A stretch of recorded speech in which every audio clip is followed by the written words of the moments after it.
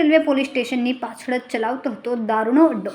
વહીવટદાર સુનિલ પોતે જ દારૂનો ધંધો ચલાવતો હતો। 2022માં જે જગ્યા પર વિજિલન્સની રેડ થયેલી તે જ જગ્યા પર સુરત રેલવેના ડીવાયએસપી દીપક ગોર તેમજ આઈજીનો કથિત વહીવટદાર સુનિલ ચૌધરી નશાની હાલતમાં તેમનો અંગત બુટલેગર બોલાને દારૂ વેચાણ કરાવતો રંગેહાથ જનતા રેડમાં પકડાયો। આ સ્થળે 2022માં વિજિલન્સની રેડ થયેલી જેમાં સુનિલ ચૌધરી તેમજ ગંભીરસિંહની ભૂમિકા સામે આવતા તે જિલ્લાની બદલી કરેલ હોય, પરંતુ હવે ડીવાયએસપી ગોર તેમજ સુરત રેલવે પીઆઈ સાથે સેટિંગ કરીને ફરી પાછા એ જ સ્થળે આવીને ધંધો ચાલુ કરાવ્યો। ગત રાત્રે જનતાએ રેડ કરીને જેમાં સુરત રેલવે પીઆઈ જેબી મીઠાપરાએ નશાની હાલતમાં રહેલ વહીવટદાર સુનિલ ચૌધરીને ભગાડી દીધો હતો। સુરત રેલવે ડીવાયએસપી દીપક ગોર અને આઈજીનો વહીવટદાર સુનિલ ચૌધરી નશાની હાલતમાં દારૂના અડ્ડા પરથી પકડાયો।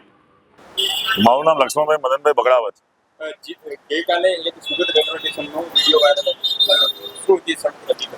સમગ્ર ઘટના એવી હતી સાહેબ, 9 થી 10 ના ગાળામાં સુરત રેલવે સ્ટેશન ઉપર પાણીની ટાંકી પાછળ દારૂનો ધંધો વેચાણ થઈ રહ્યો હતો। ત્યાં પોતે સુનિલ ચૌધરી વહીવટદાર ત્યાં દારૂ પીતો હતો।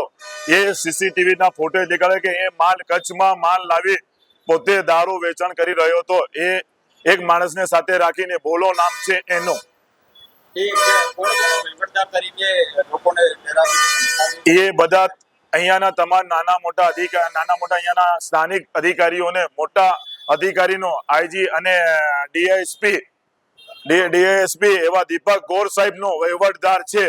એ આ ઉઘરાણી કરીને પોતે તમામ દારૂનો તમામ પૈસો એ ઉચ્ચ અધિકારીને સુધી મોકલે છે।